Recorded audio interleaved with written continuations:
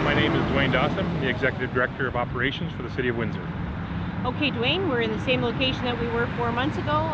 Can you tell us what's going on behind us? Yeah, well, over the last 3.5 months, we've undertaken the reconstruction of Huron Church Road from Dorchester Street all the way down to Malden, including all 3 intersections.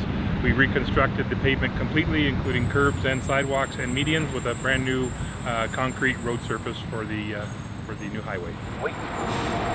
Walk sign is on. Walk sign is on. Walk sign is on. Were there any complications along the way that you guys ran into? As there are with any construction projects, we had a few setbacks and a few things that need to be taken care of right on the spot, but nothing that couldn't be handled and nothing that took us off track from the project. Anything else you want to add to the video at this point?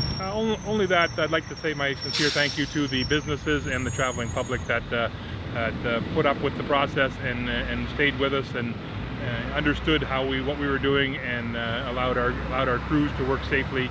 I know it was a big inconvenience, but it was we had a lot of respect from all the businesses, the people in the area, and the traveling public that use that road every day. So we'd like to say thank you for their cooperation and helping us get this road back open as quickly as possible.